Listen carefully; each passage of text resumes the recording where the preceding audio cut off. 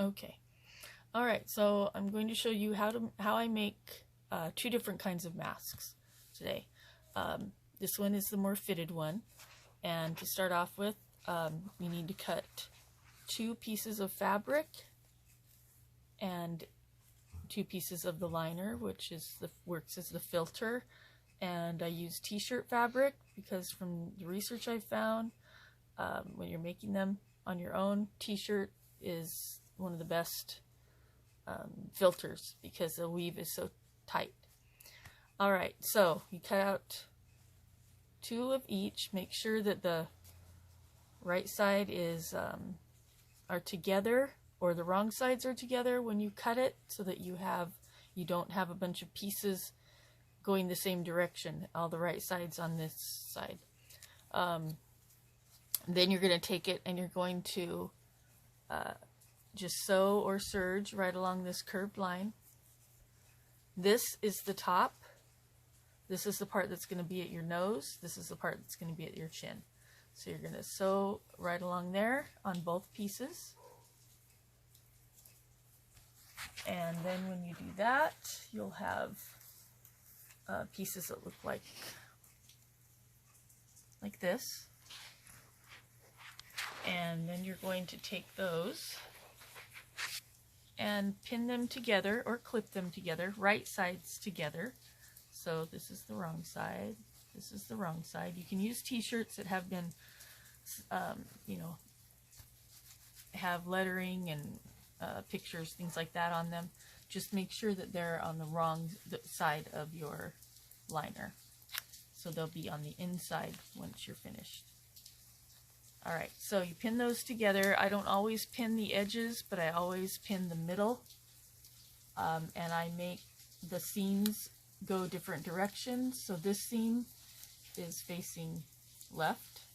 This seam is facing right. Now if you're sewing it, you can face them both open, and that'll be fine. It's all about the bulk that's there. So then you are going to sew or serge right along that edge, that top edge. So now you've got it sewn across the top, and now you're going to do the elastic. And there's 2 different ways you can do the elastic. One is for the head, and you'll have 2 pieces. The lower piece, which is this piece here, should be about an inch and a half shorter than the top piece. So these are for a regular person, about 8 and 9.5 inches. 8 inches, 9.5 inches. Because this has to go around the bigger part of your head. So you pin those in, pin it in right up at the top, and the bottom one, leave about, half an inch, because you need some room to sew up the bottom later. And then, so once that's done, oh wait, there's 2 other kinds I want to show you. So this is the kind for the ears, and you use an 1/8 of an inch or 1/4 of an inch elastic, and you're going to pin it at the top, and then it's going to come around here and pin at the bottom. Anywhere from 5 to 7 or 8 inches, depending on the size of the people that you're making the masks for. 5 is small, 6 is normal, 7 is bigger, 8 is big. Okay, and then there's one more. When I do children's masks, I use ribbon, because this will fit a variety of kids, ages, sizes, and it's hard to know how big to make elastic for kids.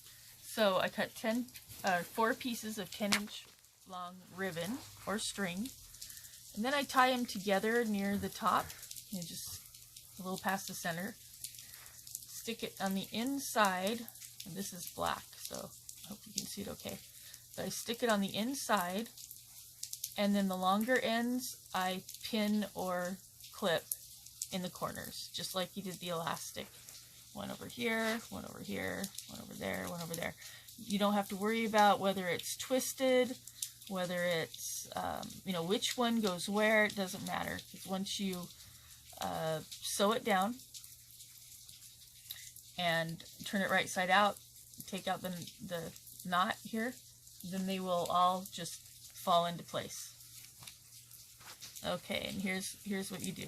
You just sew it down the sides, or serge it down the sides.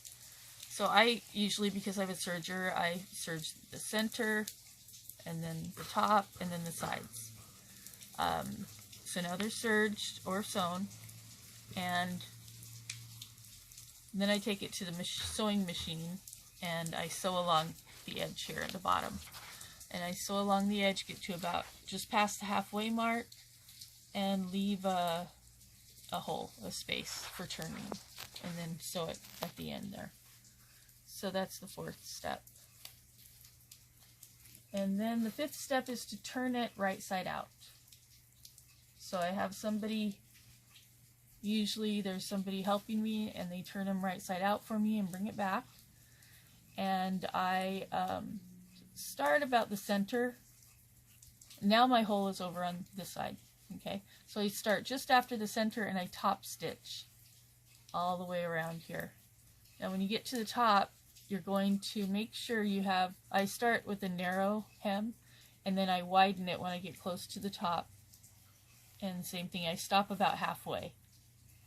And then I give them back to my helpers, and they put the wire in. This is what we use. You probably can't see it white on white very well, but it's a paper clip with the plastic coating, the 1 1/8 inch paper clips. They work really well. The plastic coating helps it slide through and helps it to not poke holes in the fabric quite as easily as other wire we've tried. So this is a good wire to use. And so then they will stick it through the hole and up into this channel in the hem. And this is the side that I only went halfway on. And then we just put it on up all the way through. There's already a string, already one in there, so. You might have a little bit of trouble in the center where all of those layers are, but you just work it through, and it comes through just fine. And I leave it there in the center, and I'll usually bend it just a little bit to keep it from moving around too much. And then, well, I won't, my helpers do.